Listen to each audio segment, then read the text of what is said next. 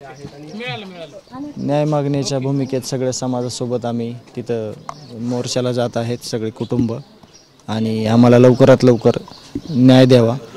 आमच्या कुटुंबासोबत जे अन्याय झाला आहे, जे आमचं कुटुंब पीडित झालं आहे, जे क्रूरपणे माझ्या भावाला संपवलं आहे, त्या सर्व आरोपीला फाशीची शिक्षा द्यावी ह्या मागणीसाठी आम्ही सर्व कुटुंब सगळ्या समाजासोबत मोर्चासाठी जातो। धन्यवाद। काय म्हणाल, सुरुवातीला तुम्ही कुटुंब न्याय मागत होता, त्यानंतर यामध्ये नेते आले, सामाजिक संघटना आले, आता जनता रस्त्यावर आलेली।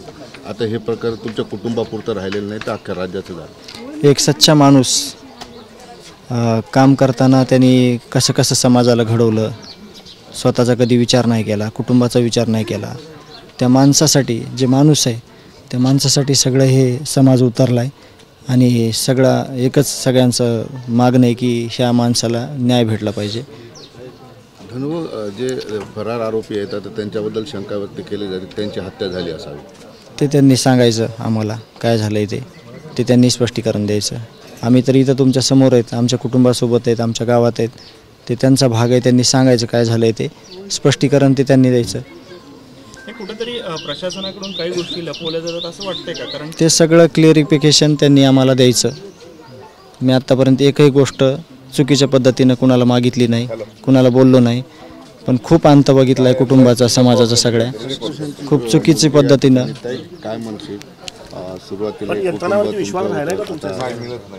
त्यांनी सांगायचं आम्हाला सगळं काय झालंय ते, मग आम्ही ठरवू काय। आमच्यासोबत राहा, आमच्या कुटुंबाच्या पाठीमागे राहा आणि लवकरात लवकर माझ्या वडिलांना न्याय मिळाला पाहिजे हीच मागणी करतो। पण काय तुला वाटतं की एवढा सगळा वेळ लागतोय, कारण जे आरोपी आहेत त्यांना पकडण्यासाठी? ते जे पोलीस आहेत ते बघून घेतील त्यांचा वेळ कसा लागतोय, पण वेळ लागतोय हे सगळ्यांनाच माहिती आहे आणि हे वेळ न लागता तुम्ही लवकरात लवकर आरोपींना अटक करा आणि माझ्या वडिलांना न्याय मिळवून द्या। आता जो काही तपास चालू आहे, सीआयडीची टीम आलेली आहे, त्यांनी काल बऱ्यापैकी झाडाझडती घेतलेली आहे। कामावर तुम्ही सरकारच्या खुश आहात का फक्त न्याय मिळाल्यापर्यंत तुम्ही खुश राहणार नाही? न्याय तर मिळालाच पाहिजे आणि जे स्लो गतीने चालू आहे हे पण म्हणजे लवकर व्हायला पाहिजे आणि लवकरात लवकर आरोपींना अटक झालीच पाहिजे। आज मोर्चामध्ये सहभागी होत आहे, काय आव्हान असणार आहे समाजाला आणि एकंदरीत व्यवस्थेला? आव्हान तेच की तुम्ही सर्वजण आमच्या सोबत राहा, आपण सर्वजण मिळून माझ्या वडिलांना न्याय मिळवून देऊ आणि ही नंतर अशी जी आज घटना झाली आहे ती नंतर होऊ नये याची सर्वांनी दखल घेऊ आणि लवकरात लवकर माझ्या वडिलांना, माझ्या कुटुंबाला व सर्वांनाच न्याय मिळवून देऊ। धनंजय, तुम्हाला प्रश्न आहे की उस्मानाबादमध्ये सुद्धा एका सरपंचावर हल्ला झालेला आहे, काय नेमकं सरपंचाबद्दलचा असा भूमिका? ती भूमिका जे सरकार आहे त्यांनी सगळ्यांनी एक त्यांची मीटिंग घेऊन ठरवायला पाहिजे काय चाललंय ते, आणि त्यांनी सांगायला पाहिजे जनतेला हे काय चाललंय ते। हा आपला प्रश्न सगळ्यांचा आहे, समाजाचा सर्वसामान्य, पण त्यांनी खूप गंभीर स्वरूपानं ते घेऊन त्याचं त्यांनी स्पष्टीकरण द्यायला पाहिजे सगळ्यांना।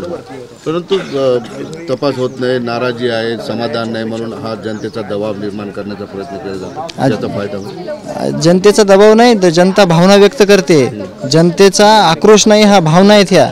कसा न्याय मागायचा, कुटुंबाला कसा न्याय द्यायचा आणि त्यांचं एकदम जे मागण्याची पद्धत आहे ते खूप म्हणजे चांगल्या पद्धतीने आहे की आम्हाला न्याय द्या, आम्ही दुसरं काही मागणी आहे का सांगा, आम्ही न्याय मागतोय आणि हे सगळं बंद करा म्हणतोय, आम्ही दुसरं काहीच बोलत नाही आहेत। सर्व पक्षीय नेते आता या मोर्चामध्ये सहभागी होणार, सर्व घटक आहेत समाजातले, सामाजिक सगळे जो एक माणूस आहे ना, जो माणसाला जाणतो, असे सगळे ह्याच्यामध्ये सहभागी आहेत।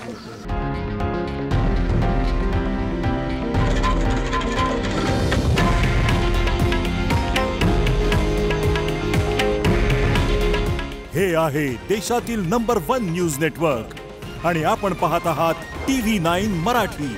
काळजी तुमची, हित महाराष्ट्राचं।